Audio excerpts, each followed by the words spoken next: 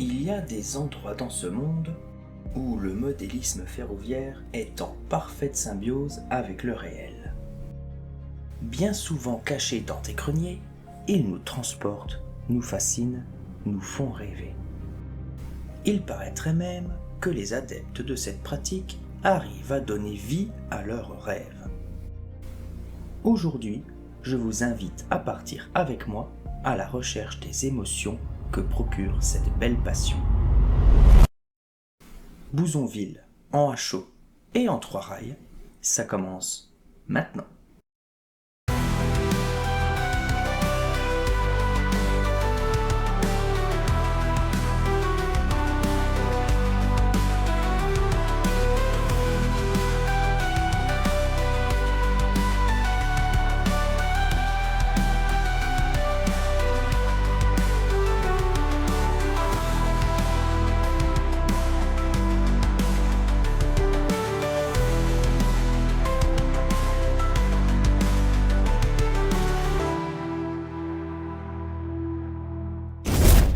Bonjour mes chers amis modélistes, bienvenue sur cette nouvelle chaîne YouTube, Bouzonville en HO et en 3 rails, consacrée donc au modélisme ferroviaire à l'échelle HO et en système d'exploitation 3 rails. Moi c'est Gauthier, j'ai 33 ans et je suis passionné par les trains depuis tout petit. Voilà. J'habitais avec mes parents dans un petit village mosellan à côté de Bouzonville justement, où passe toujours une voie unique. Alors il n'y a plus de train, elle est toujours en service la voie, mais il n'y a plus de train qui circule. Depuis mes premiers jours, je voyais passer les trains, voilà, la voie était à 200 mètres de ma maison, donc je voyais passer les convois plusieurs fois par jour. Après quand j'allais à l'école, c'était encore mieux, parce que le talus, il était à 30 mètres de l'école. Donc je voyais les trains qui passaient au-dessus de ma tête, avec les diesels, les locaux diesel, les wagons, enfin les masses très lourdes, parce que c'était pas mal de sidérurgie qui passait par là, des barres métalliques, enfin voilà, des trucs assez imposants. Et puis après, en prenant un peu d'âge, quand j'allais voir mon grand-père à Bouzonville, il était aussi un peu attiré par les trains. Il n'était pas ferrovie-de-pâte, mais il était très intéressé par les trains aussi. Et je m'en souviens, avec lui, on partait en gare de Bouzonville pour aller voir passer les convois. Puis on pouvait un peu se faufiler dans certains recoins pour aller voir les vestiges de la gare, les tunnels, on allait se balader dans les tunnels, enfin bon voilà. Et puis est arrivé un Noël, je crois que j'avais 11 ans, mes parents m'ont offert un coffret de départ de train électrique, donc Märklin. Évidemment, c'était le coffret 29527. Peut-être que vous l'avez chez vous, peut-être que vous le connaissez, avec une loco-vapeur. Alors en France, on dirait 230, mais c'est pas une 230, c'est une type 64 si je me trompe pas, pour la SNCB. Donc belle petite loco-vapeur, châssis métal. Franchement, elle fonctionne toujours, elle fonctionne toujours. Bon, ça l'a pu rouler depuis longtemps parce que bon, j'ai plus de réseau, pour l'instant j'en ai plus, mais voilà, quand je la mets sur le banc d'essai, elle tourne vraiment comme une horloge. Et puis avec ça, j'avais reçu un catalogue Märklin, parce qu'à l'époque, internet ça existait peut-être déjà, mais bon, moi j'avais pas internet, j'avais les catalogues, donc qu'est-ce que je faisais? Je feuilletais les catalogues pour regarder les images de train, les réseaux, il y avait quelques plans, il y avait du matériel. Et donc évidemment, on veut la même chose, quoi. Donc on demande pour les anniversaires, pour Noël, à avoir un peu de déco, un peu de matériel, enfin voilà, un peu de pour agrémenter un peu ce ovale que j'avais, avec 2 aiguillages, une voie d'évitement, et puis bon voilà, il fallait quand même un peu faire vivre tout ça. Donc je recevais un peu de matériel au fur et à mesure, et puis un peu plus tard, voilà, j'ai décidé de faire une première extension. Du bord du réseau partait une voie unique qui arriver vers une gare marchandises en impasse, ce qui me permettait voilà, de faire un peu de manœuvre, de préparer des convois avant de les faire partir sur Mont-Oval et puis les faire tourner. Bon, c'était pas optimal, mais bon, voilà, il y avait un peu de manœuvre, il y avait un peu de... Enfin, voilà, il y avait du jeu. Voilà, je pouvais un peu plus jouer. Évidemment, entre-temps, il est sorti, alors je ne sais plus qui avait fait cette collection, mais je pense que vous devez connaître, ça s'appelait Village de France. On recevait tous les 15 jours voilà, une planche en plastique qu'on pouvait monter, la pharmacie, le café, voilà, et qui est en fait tout simplement les maisons MKD hein, qu'on connaît. À l'époque je ne savais pas, mais bon voilà, maintenant je le sais, en fait c'était tout simplement les maisons MKD. Mais bon, ça m'a quand même permis de mettre voilà, un village au milieu de mon réseau, de faire vivre un peu tout ça. Et puis avec l'expérience, avec l'âge que je prenais, voilà, je commençais à faire un peu de végétation, un peu de décoration des routes, voilà, éclairer mes maisons, et puis voilà, et puis ça commençait un peu à prendre forme. Et puis après, évidemment, ça suffit jamais, hein, il faut toujours plus. Hein. J'ai décidé de faire une deuxième extension, où cette fois-ci, le réseau était en os de chien, ou plutôt en forme de 8, hein, parce que les trains pouvaient faire un 8. Le problème c'est que il y avait un seul point au niveau du 8 où ça pouvait se croiser, donc bon, pour la gestion des trains, un seul train ça allait, 2 trains ça allait, après s'il fallait commencer à gérer 3 trains c'était déjà un peu plus compliqué quoi, vu que tout allait sur le même point convergent, c'était un peu compliqué, mais bon ça fonctionnait hein.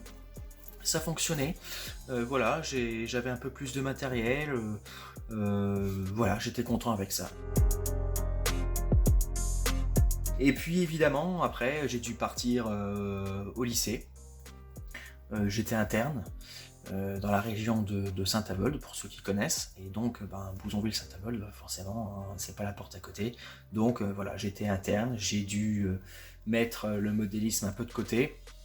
Bon, évidemment, j'en faisais le week-end quand j'avais pas trop de travail à faire. Hein. Voilà, c'était quand même rare, mais voilà, j'essayais d'en faire quand même un petit peu, mais voilà, c'était quasiment, il y avait quasiment rien.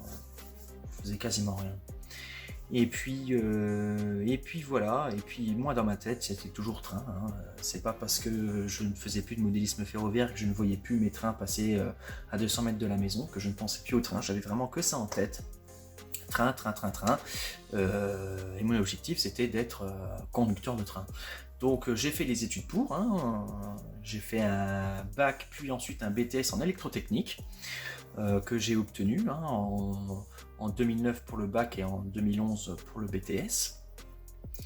Et puis j'ai postulé dans différentes entreprises pour être évidemment conducteur. Hein, pas tout à fait un an après mon BTS, j'ai été contacté par la société Europort France. J'ai fait tout ce qu'il fallait, hein, visite médicale, test et compagnie, et puis je suis rentré en formation conducteur à Calais. Hein, sur le site Eurotunnel, parce que Europort fait partie d'Eurotunnel.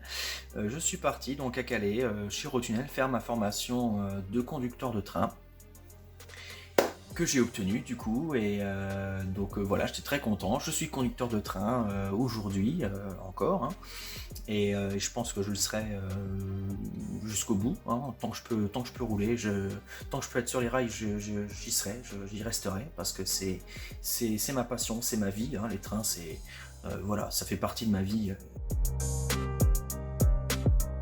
J'ai dû déménager, hein. Je suis parti de chez mes parents pour aller me rapprocher du travail. J'ai pris un appartement, donc là je ne pouvais toujours pas prendre avec mon réseau parce que j'avais pas la place, hein. Un appartement c'est pas très grand. Le réseau que j'avais voilà, prenait un peu trop de place, hein, parce que mine de rien mon petit os de chien là en forme de 8, il faisait 2,50 m par 2,50 m par 3 à peu près. Donc dans un appartement c'est compliqué, et puis je voulais pas le démonter. Voilà, je voulais pas refaire un nouveau projet, ce qui est complètement idiot d'ailleurs, hein. J'aurais pu faire un réseau un peu petit, hein, un réseau étagère, un petit réseau de un showcase, ça aurait été largement suffisant, mais non, j'étais borné, je voulais garder mon réseau, de gamins. Et puis depuis 2020 maintenant, je suis propriétaire d'une maison, toujours dans le coin de mon travail, en Meuse, dans la Meuse, et j'ai la chance d'avoir une pièce mansardée, qui faisait office de chambre pour les anciens propriétaires, mais moi j'ai pas voulu faire ma chambre ici. Hein, je pense que vous savez pourquoi, hein, une pièce de 7 mètres de long sur 4 mètres de large. Bon bah voilà, hein, tout est dit, hein. C'est la pièce rêvée pour faire du train électrique. Mais bon voilà, là maintenant, bah, comme vous voyez, hein, la pièce elle est déjà, il y a de la déco, hein, les plaques, les pancartes SNCF, hein, que j'ai mis au mur pour donner un peu de décoration à cette pièce. Voilà, derrière, bon, il y a un peu de fourbi, mais ça c'est tout mon matériel. Parce que j'ai démonté du coup le réseau chez mes parents qui ne servirait plus, hein, donc j'ai récupéré tout ce qui était décoration, la signalisation, les maisons, les voies, les aiguillages, enfin j'ai tout récupéré, j'ai tout mis là, mes locaux, mes wagons, il y a 20 caisses au total de déco, enfin voilà, de tout. La chaîne YouTube Bouzonville en HO et en 3 rails. Alors pourquoi j'ai décidé de faire une chaîne YouTube? Parce que je suis passionné par les trains et puis j'aime aussi tout ce qui est montage vidéo. Quand j'étais au lycée, je faisais partie d'un club voilà, d'infographie, donc je faisais de l'infographie pour le lycée. Je faisais un peu de montage vidéo sur logiciel et c'est quelque chose qui me plaît. Donc je me suis dit, bah, pourquoi pas essayer d'ailleurs de faire une chaîne YouTube sur le modélisme ferroviaire. Il en existe déjà pas mal, mais bon, je me dis pourquoi pas, voilà, pourquoi pas essayer. Et qui plus est, en plus, c'est en 3 rails. J'ai prévu évidemment de vous partager la construction du réseau, parce que bah, vous voyez, hein, il n'y a rien derrière. Donc vous pourrez trouver sur cette chaîne, vous trouverez d'ailleurs, hein, sur cette chaîne des vidéos sur la menuiserie. On parlera évidemment de câblage, on parlera de pose des voies, de décoration, on parlera de plein de choses. Alors pose des voies, au passage ce sera de la voie Peco, que je vais transformer en 3 rails. Donc là je pense que ça sera intéressant, hein, pour les gens qui voudraient faire du 3 rails avec du 2 rails, c'est tout à fait possible. Autant pour la voie que pour le matériel roulant. Et ça c'est un gros point positif je pense de la chaîne, c'est que je ferai des vidéos sur la transformation de matériel 2 rails en matériel 3 rails. Donc ça c'est simple, ça dépend, hein, ça dépend du matériel.